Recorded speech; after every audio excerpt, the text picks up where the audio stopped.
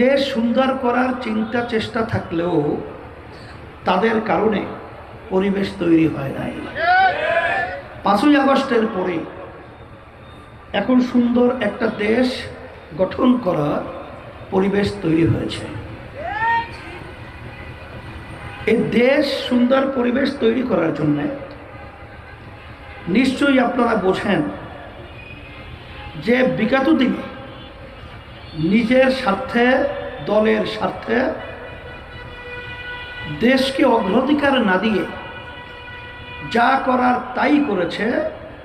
বাংলাদেশের সংবিধান ওটা এক প্রকারে বলা যায় সেরা একটা ছোট্ট পুস্তিকার মতো নিজের স্বার্থেই তৈরি করা হয়েছিল। যার যখন মন চাইছে তখনই তারা ওইভাবে সংবিধান পরিবর্তন করেছে। কারণ একটা নীতি রয়েছে, এত সিট তাদের থাকলে তাহলে সংবিধান পরিবর্তন করতে পারবে। এখন সংবিধান যেন ইচ্ছা করলেই নিজ এবং দলের স্বার্থে তৈরি করতে না পারে। এখন কিন্তু সুযোগ এসেছে নির্বাচন যে পদ্ধতি ছিল তার পরিবর্তন করা। সেই নির্বাচন পরিবর্তন পদ্ধতি হলো পিআর সিস্টেমের নির্বাচন। আপনারা জানেন যে পদ্ধতিতে নির্বাচন চলছে, এতে 35 বা সর্বোচ্চ 40 শতকরা ভোট পেয়ে তারা কিন্তু সংবিধান পরিবর্তনের সেই সুযোগ পেয়েছিল।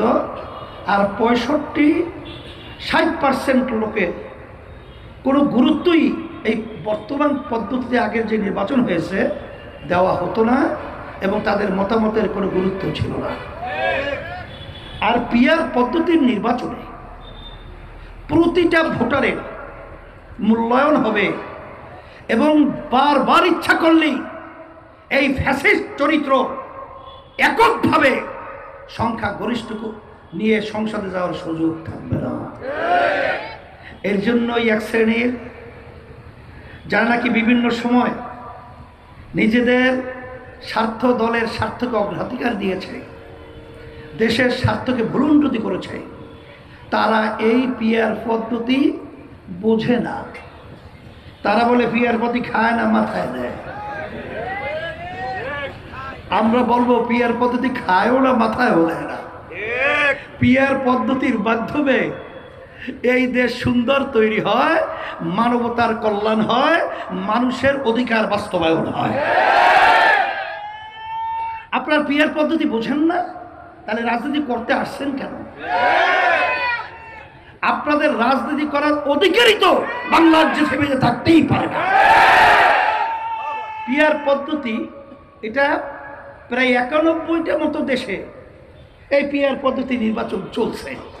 আপনি বলে বোঝেনি না, খায় না, মাথায় দেয়। আসলে বোঝে সবই, কিন্তু মূল ব্যাপার হলো এই যে পদ্ধতিতে নির্বাচন হলে আর এদেশের টাকা বিদেশে পাচার করে 300, 350, 600, 20টার মতো বাড়ি তৈরি করা যায় না।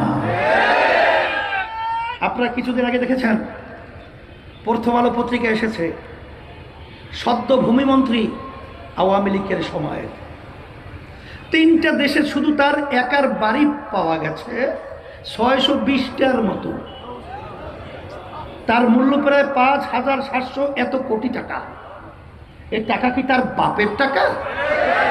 আপনার আমার কষ্ট অর্জিত সম্পদ সরকারি ফান্ডে জমা হয়, আর ওই ক্ষমতার চেয়ারে বসে এদেশের টাকা বিদেশে পাচার করে। পিআর পদ্ধতি বোঝেন না? বোঝে সবই, কিন্তু হাজার হাজার ভাইদেরকে মিথ্যা কেসের মাধ্যমে তাদেরকে